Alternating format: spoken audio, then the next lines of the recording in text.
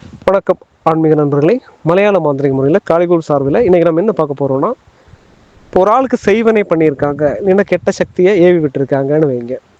அவங்களுடைய குலதெய்வத்துக்கும் அதே மாதிரி செய்வனை பண்ணியிருக்காங்க, அதை எப்படி மாற்றுவது, எப்படி அந்த குலதெய்வத்துக்கும் செய்வனை வந்ததுன்னு நிறைய பேரோட சந்தேகங்கள் இருக்கு. அதை நீங்கள் கண்டிப்பாக அதை புரிஞ்சுக்கணும். ஏன்னா நீங்கள் போய் ஒரு பூஜை பண்ணி உங்களுடைய குலதெய்வதையா கெட்டோம், இல்லைன்னா உங்களுக்குள்ள கெட்டோம் பந்தனமோ அப்படியெல்லாம் நீங்கள் மாற்றினாலும் உங்களுக்கு பாதிப்பு மறுபடியும் வருதுன்னா அதுக்கு என்ன காரணம், அந்த குலதெய்வத்துக்கு எப்படி இந்த செய்வனை தோஷம் வருதுங்கிறத நமக்கு முதல்ல பார்க்கலாம். அது எப்படி எடுக்கிறதுங்கிறதையும் நம்ம பார்க்கலாம். இப்போ முதல்ல எப்படி இந்த தேவதைகளுக்கு செய்வனை தோஷம் வருதுங்கிறத பார்க்கலாம்.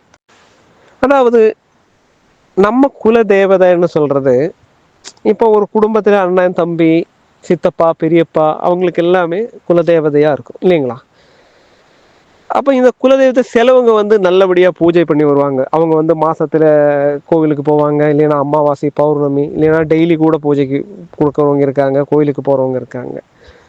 அப்போ நம்ம குலதெய்வங்கிறது நம்ம மனசுல அந்த தேவதையோட பக்தி பயபக்தி நம்ம மனசுல முதல்ல இருக்கணும்.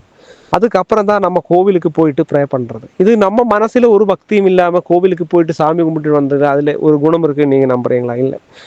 அப்போ இந்த தேவதைக்கு செரிக்க சக்திங்கிறது என்ன, அந்த தேவதைக்கு கொடுக்குற இப்போ குலதெய்வத்துக்கு இப்போ ஒரு கோவில் வச்சிருக்கலாம், அந்த தேவதைக்கு கொடுக்குற பூஜை காரியங்கள் விதிமுறைகள் தான் சக்தியாக அங்கே இருக்குது. அப்போ அந்த சக்தி நமக்கு வரணும்னா என்ன செய்யணும், அந்த சக்தியுமாயிட்டு நமக்கு ஒரு கனெக்ஷன் இருக்கணும்.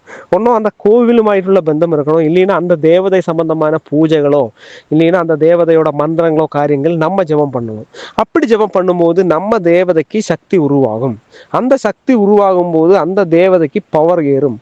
அந்த பவர் ஏறும்போது அந்த நெகட்டிவ் வைப்ரேஷன் இப்போ செய்விலை பில்லி சூனியங்கள் எல்லாம் அந்த தேவதையும் அந்த தேவதையோட பாதுகாப்பில் இருக்கிற உங்களுக்கும் பாதிப்பு வராது.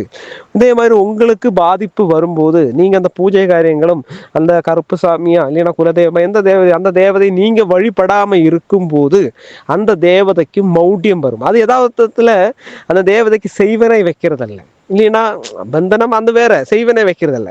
நீங்க உங்களுக்கு வந்த செய்வனையால அந்த தேவதையை கும்பிடாமையும் உங்களுக்குள்ள கனெக்ஷன் அங்க கட் ஆகும் போதாக்கும் உங்க தேவதை உங்களுக்கு அனுகூல்யம் பாரதில்லை.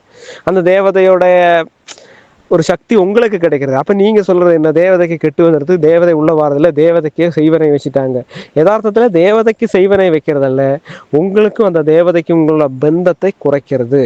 அப்ப அதுக்கு நம்ம என்ன செய்யணும், அந்த தேவதை அப்படி பந்தனமோ இல்லைன்னா செய்வனா தோஷமே அந்த தேவதையை பாதிச்சிருக்கலாம், இல்லை அதை எப்படி மாற்றணும், எந்த விதியில இல்லைன்னா எந்த பாவத்துல நமக்கு தோஷங்கள் வந்திருக்குன்னு பார்க்கணும். எந்த பாவத்துல கேட்டா நம்மளோட பூஜை முறை கொண்டு வந்திருக்கா, இல்ல சத்ரு சம்பந்தமான ஏதாவது பாதிப்புகளால வந்திருக்குதா, இல்ல நம்ம செய்த ஏதாவது கர்மங்களால வந்திருக்குதா, அப்படி ஒருபாடு காரியங்கள் இருக்கு. ஏன்னா ஒரு ஆள் செய்யற கர்மங்கள் கூட அவங்களுக்கு விதியா இல்ல வினையா வரலாம்.